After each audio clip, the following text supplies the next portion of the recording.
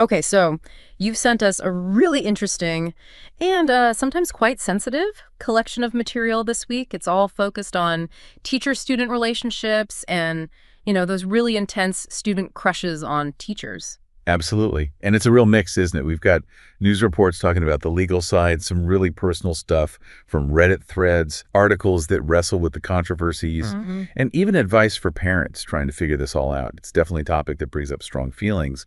And I think our goal here is to kind of unpack what's going on underneath it all. Exactly. Yeah, our mission for this deep dive is to look at all the different layers. We want to explore, the legal lines, dig into the psychology, and understand how different people see these situations. Right. We'll be using that Medium article that sort of sets up the main debate, the parenting piece, Hot for Teacher, looking at how normal crushes are, that Gen Z Reddit thread, Yeah. which was quite It was revealing. very revealing. Yeah. A Law and Crime Network transcript about a specific arrest, and a Daily Mail article giving us the details on that case. Plus, threads from our psychology in Seattle and another from our Gen Z talking about the psychology of it all, and that standard article asking why boys might develop these feelings. And yeah, like you said, at the heart of it is this real tension. On one side, lots of us probably remember having a crush on a teacher, right? It feels kind of normal, part of growing up. Totally. But then on the other hand, you absolutely cannot ignore the power difference in that relationship. And that immediately brings up huge ethical and legal questions about consent, about vulnerability, about potential exploitation. Okay, let's jump into that first part then, why these attractions might even happen. The Medium article kicks off by saying something like, it's not hard to see the appeal of a student finding themselves irresistibly drawn to their intelligent, charismatic teacher. And that resonates, doesn't it? Teachers are often seen as knowledgeable, maybe inspiring figures. They hold a certain authority. Yeah, they do. Students often look up to them, right? As role models, people who ignite their interest in something, maybe even influence them personally. That Hot for Teacher article touches on this. Right, with this psychologist, Megan Rotar. She suggests teachers can be almost like celebrities to students. They might fulfill certain needs, spark those kinds of feelings. But the Medium article flips that coin pretty fast. It brings in the critics who argue that any romantic relationship there is basically exploiting that power dynamic. Yeah. Blurring consent, potential for abuse. It's the really stark contrast. It really is. And the article does acknowledge, the counter-argument that some people believe love can, transcend boundaries, that these relationships could be genuine. But that view often bumps right up against the legal and ethical rules that exist specifically to protect the student in that situation. Which brings us neatly to the legal side. Is it straightforward? The Medium piece suggests not really. Not at all. It's incredibly complex, actually. The laws around teacher-student relationships vary massively depending on where you are. Right. The article points out some places are super strict. Any romantic involvement is flat out illegal and unethical, period. Okay. Others might have specific age limits, different conditions around consent. It creates this real patchwork of rules, interpretations, and, a lot of gray areas. And when those lines get crossed. Right. The Medium article uses some strong words, talks about scandals that rock the classroom. Sounds pretty serious. Oh, absolutely. These things can blow up publicly. The consequences can be devastating. The article mentions shattering reputations, ruining careers. Yeah. It lists some notorious examples: Mary-Kay Letourneau, Deborah LaFave, Pamela Turner. These aren't just abstract risks. They show the extreme potential fallout. Wow. Okay, so beyond the legal stuff and the scandals, the Medium piece also talks about the psychological complexities. This feels really important to understand. Totally. You have to look at the emotional side. Like, how do you tell the difference between, say, a fleeting teenage infatuation and something deeper, especially with that power difference? That power dynamic is just central. And the article rightly flags the potential for real long-term emotional damage for everyone caught up in it. Okay, let's shift gears slightly. The Hot for Teacher article. It starts with something that probably feels more familiar to a lot of people. It's normal for a teenager to develop an innocent crush on a teacher. Yeah, that likely rings a bell for many. The story about Mike Hartford and his huge crush on his history teacher, and him looking back thinking, wow, if she'd ever taken an interest in me, I would have been totally game. Even though nothing happened, it shows how intense those feelings can be. And that psychologist, Megan Rotar, again, she offers that interesting angle teachers as almost like celebrities, maybe filling emotional needs, sparking romance. But she also says these crushes can sometimes be healthy. Yeah, that's the nuanced part. She suggests they can help teens figure out what they admire, maybe even provide role models, get them more interested in school. Huh. So it's not automatically a bad thing.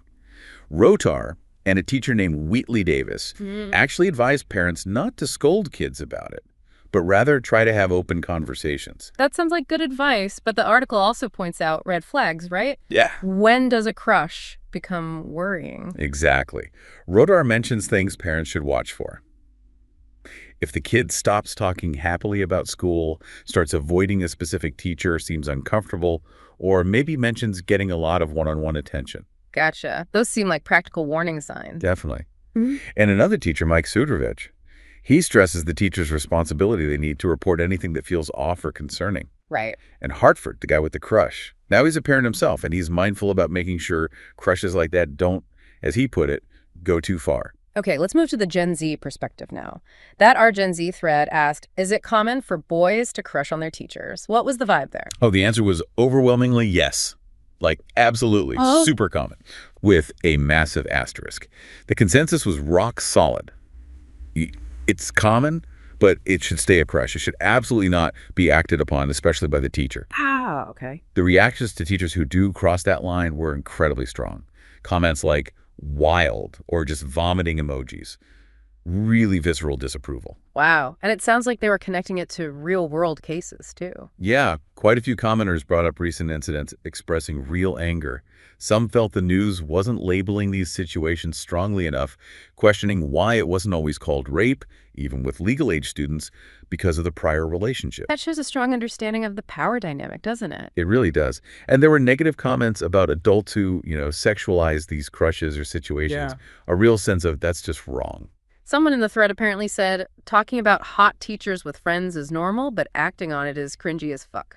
That kind of sums it up. Perfectly, I think. It captures that line. Private thoughts or talk among peers is one thing. Crossing actual boundaries is completely unacceptable. Right. There was an interesting anecdote, too, about a teacher who returned to his old high school. Yeah, and because he had a good reputation, apparently no one assumed anything untoward. It's just a high expectation of ethical behavior from teachers. But it's not always students crushing, is it? There was a mention of harassment from students. Yes, a sobering perspective from someone whose teacher colleague experienced sexual harassment from high school boys and how the administration handled it. A reminder that inappropriate behavior can flow differently, though the power dynamics shift. Mm-hmm. Were there any lighter moments in the thread? A few. Someone joked about the French president and his wife. People mentioned types of teachers they found attractive. English, psych, art teachers seemed to come up. Okay. But even with the jokes, the core message was consistent. Student interaction might happen, but the teacher reciprocating. Never okay. Did they distinguish between just finding someone attractive and, actual romantic feelings? Some did. Several users pointed out it wasn't always about the authority figure thing. Sometimes it was just, finding someone good looking. Right. And we saw mentions of crushes starting really young, like elementary school. Yeah. Even before understanding romance fully. And it wasn't just boys crushing on female teachers. There were mentions of crushes on same-sex teachers, girls crushing on male teachers. It seems pretty universal. Someone mentioned camp counselors instead of teachers. Yeah, suggesting maybe that mentor guide role is part of the dynamic, not just the classroom setting. There was a dark joke in there, too, wasn't there? About speedrunning pedophilia. Yeah. Meant humorously, I guess, but it reflects that generation's awareness and, frankly, anxiety about exploitation risks. Mm-hmm. And anecdotes like the blonde MILF math teacher or the popular 7th grade English teacher, they just reinforce how common this experience is for students. Absolutely. But again, the emphasis comes back to boundaries. Keep Yeah. it to yourself. The story about girls being removed from a male teacher's class because of their behavior, it shows an understanding that feelings need managing. They can't disrupt or become inappropriate. It wasn't all just looks, though, right? Some mentioned intelligence. Yes, finding intelligence attractive came up, and the whole puberty thing, hormones, natural interest in older people, that was definitely part of the discussion. Which makes sense. And quite a few users explicitly said, I had crushes, but I never acted on them out of respect. That shows a clear grasp of the ethical lines from the student side. But then there's that unsettling story about the math teacher. Seemed like she was encouraging a former student. Yeah, that raised a definite red flag about potential boundary crossing from the teacher's side. And the observation that maybe middle school is peak crush time because of puberty kicking in, that seems plausible. Mm-hmm. Someone had found objectifying teachers super gross. Yeah, showing a more mature take on the professional relationship. Even the mention of the Van Halen song Hot for Teacher, it's a cultural touchstone, but maybe viewed more critically now. Did they talk about different kinds of crushes? A little. Someone distinguished between ironic crushes, maybe more performative for peers, and real feelings. Interesting. And what about teachers' perspectives in that thread? There was one teacher who said they can usually tell when a student has a crush and emphasized the need to maintain clear boundaries. And an anecdote about someone's sister, a teacher, getting uncomfortable attention. That must be tough. Definitely. And a valuable psychological point came up. Maybe the crush isn't purely romantic, but more a misdirected desire for positive attention or validation from a role model. Ah, that's insightful. Yeah. And the advice was don't necessarily scold, especially younger kids, but gently explain why it's inappropriate. Someone compared it to younger siblings crushing on older friends in a group normalizes the feeling, but highlights the age appropriateness issue. There were some unique stories too, right? The science teacher who was the dad's ex. Yeah, that was one. And someone on the A spectrum who never had these crushes, reminding us it's not universal. But others still vividly remembered attractive teachers years later, or even figured out their own orientation through these attractions or lack thereof. So the takeaway from Gen Z seems to be crushes, normal. Acting on them, especially the teacher, absolutely not. Weird as hell, as one put it. Exactly. Even if the teacher is younger, closer in age to older students, it's still seen as wrong because the inherent power imbalance. That analogy someone used. The ICU nurse. Yeah, the ICU nurse hitting on someone in the burn unit. It's a stark way of putting it, but it gets the point across about vulnerability and professional responsibility. Right. Waiting until after graduation was mentioned as maybe okay, but still with caution. Mm-hmm. The ethical shadow lingers even after they're technically adults if the relationship started under that teacher-student dynamic. The range of experiences shared was huge, though from having only angry geriatric nuns to crushing on multiple teachers but doing nothing. And the responsibility always lands on the adult. Consistently. Yeah. That was the main thread. Teachers recognizing crushes, explaining different ways to show admiration, but also those worrying anecdotes, like the gym teacher maybe giving more attention based on clothes. It hints at potential issues from the teacher side, too. The thread ended with a mix. Some crushed on everyone, some just found teachers attractive, the Lisa Simpson joke. Right. A female student crushing on a female teacher while straight, the early childhood obsession. It really painted a picture of how varied and complex these feelings can be from the student side. Differences between guys and girls, puberty effects, inappropriate comments from students making teachers uncomfortable. Yeah, like the math teacher called a future wife. That's awful. It is. Different types of teachers, married teachers, crushes, despite hating the subject. It just shows the wide spectrum. And then some saying they had no crushes because teachers weren't close in age or having a thing for older guys but not teachers. It's a really rich picture of how that generation sees it. Incredibly insightful. Very clear on the ethics. Okay, so this leads us to the Standard article, which asks specifically why boys fall in love with their teachers. Right. And it paints a picture right away of young female teachers facing challenges, not just from students, but sometimes inappropriate stuff from male colleagues, too, and dealing with intense hormonal responses from teenage boys. The detail about teachers trying not to move too much to avoid distracting students, that says a lot. Yeah, it does. Jacinta McCly's experience finding the amorous praise from students creepy and very unsettling really hits home the negative side for the teacher. And the article points straight at incendiary hormones in adolescent boys as a key factor. Jacinta's stories, from teaching practice to her current school's suggestive words, more explicit behavior. And the principal was dismissive. Apparently so, which is concerning.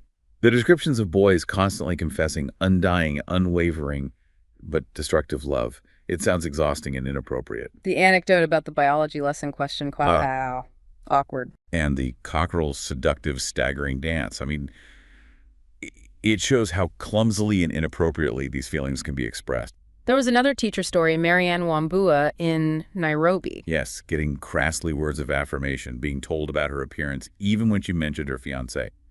Shocking, really. Her feeling like she wanted to strip off my clothes just shows how objectified and uncomfortable she felt.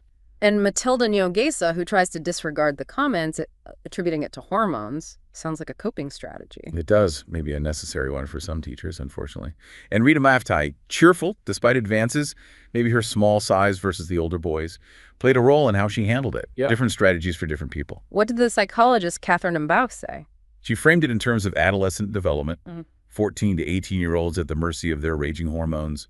Sex becomes interesting, leading to naughty behavior, sometimes just to impress peers or get attention. We also heard from former students, right? Wycliffe Sianga. Yeah. Looking back on his own infatuation with a young teacher during her practice, and how weirdly it actually motivated him academically. That's unexpected. And another, Indarashu, felt awkward about the idea, even if he found some teachers attractive. So, different student perspectives there too. But Jacinta strongly disagreed that hormones excuse it, calling it harassment. Crucially, yes, she pushed back hard on that justification. And Mbaugh agreed adults need to set limits, instill discipline, because adolescent minds are still developing, impulsive. The article's conclusion wasn't very optimistic, was it? No, the bad news was basically that boys will likely keep having these thoughts. It underscores that this is an ongoing issue needing constant awareness and management from schools and educators. Okay, let's shift now to a specific case. Erica Matson. The Daily Mail and Law and Crime Network covered this. This moves us from crushes into alleged criminal behavior. Exactly. This is a concrete example with serious legal consequences. Matson, 36, a Florida teacher, arrested for allegedly having sex with an 18-year-old former student. The charge itself is specific. Authority figure engaging in sexual conduct with a student. And the detail that he was 18 but still at her school, and she'd been his middle school teacher, that establishes the history, the power dynamic. Right. And the reported timeline is key. It supposedly started after he found her upset in class. The messaging, flirting while he was still a student, a date, making out, then sex at her place. It sounds like a gradual erosion of boundaries. That's how it's presented. And the student claimed it happened numerous times before he graduated. Plus, he apparently provided evidence, photos of them together, shirtless, embracing, kissing. Digital evidence seems crucial here. Very often is in these cases. Her arrest, bond, upcoming arraignment, the legal process is underway.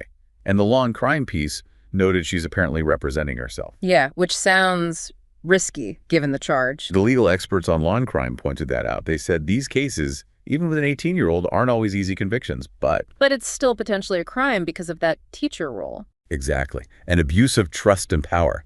They stress the importance of that digital evidence, like Facebook messages. They also gave advice to parents, didn't they? Yeah, about fostering open, non-judgmental communication, so kids feel safe talking if something is happening. And they mentioned this perceived explosion in cases involving female teachers. Why did they think that was happening? They floated a few theories. Maybe more reporting now. Definitely the digital trail makes cases easier to build.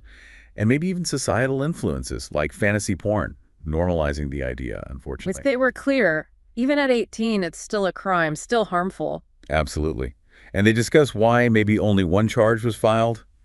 Perhaps it's the strongest one, avoids overcomplicating the case. They predicted the prosecutor would likely want to make an example here. Any speculation on potential sentence? Possible jail time, sex offender registration, therapy, ban from working in schools, standard consequences in these situations. There was also a question raised in one source, sort of playing devil's advocate. Yeah. Asking if maybe the student made her feel like he was in love, suggesting maybe she wasn't the sole predator in the dynamic. It highlights that these situations can sometimes be viewed through different moral, if not legal, lenses. Right. Okay, finally, let's touch on the psychological takes from the Our Psychology in Seattle thread. They mentioned erotic transference. Yeah, concepts usually from therapy where feelings for the therapist get complicated. And a big theme in that thread was about cultural shaming. Shaming the feelings themselves. Exactly. One commenter argued strongly, shame the adults who groom or exploit? Yes. But don't shame minors for having the feelings or fascinations. They use the movie Juno as an example of how these feelings often get dismissed. So the idea is let kids talk about it safely. Precisely. More conversation, less stigma, might actually prevent bad outcomes rather than driving things underground. They did acknowledge college professor-student dynamics have slightly different ethical considerations, though still problematic. There was an anecdote about a student confessing feelings. Yes, to a new teacher. And the school's response was focused on teaching proper relationships. Kind of a standard institutional approach. Contrasted with another user's blunt take. Any adult willing to date a teen is a wolf in sheep's clothing. Someone shared a personal story about a professor crush. Mm-hmm.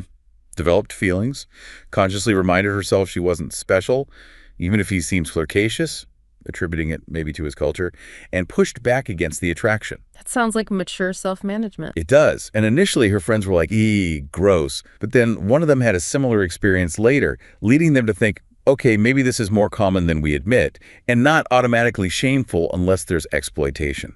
She was glad for the internet helping recognize grooming. Yes, highlighting how important access to information and awareness is. Others distinguish between just finding someone physically attractive, damn, they're fine, and actual romantic feelings. The therapy comparison came up again, too. Yeah, friendship crushes on therapists and the clear ethical lines there. Mm-hmm. And that interesting story of finding a teacher attractive at 15, respecting the boundary, then matching on Tinder years later as adults. Shows how things change. Right. Someone else realized they'd just mistaken respect and liking for a crush. Another had erotic dreams about a professor, but linked it to excitement about the subject matter. Huh. That's a different angle. And noticing attractiveness more when you have an excuse to stare, like in a classroom. Yeah. Or just crushing on most teachers unless they were mean. Lots of variations. So wrapping this all up, it's incredibly complex, isn't it? Student crushes seem, well, pretty common, especially based on that Gen Z discussion. Definitely common. But all our sources really draw incredibly firm legal and ethical lines that cannot be crossed. The Masson case is a stark reminder of the potential consequences. Yeah. And the Gen Z thread was just unanimous in condemning any teacher who reciprocates or initiates. We've also seen the psychological side, hormones, role models, maybe misdirected feelings, the idea of transference, the need for open communication without shame. Right. So while an innocent crush might be part of growing up, that power imbalance is always there. It creates this huge risk for exploitation for harm. The overwhelming message is the need for clear boundaries and responsible behavior, especially from the educators. It really makes you think, though, if these crushes are so common and the potential for misunderstanding or exploitation is there, what are the best ways to actually teach young people about healthy boundaries, about power dynamics with authority figures? That's the big question, isn't it? How do we equip them to navigate this? Definitely something for everyone to mull over. Thanks for diving into this really complicated topic with us today.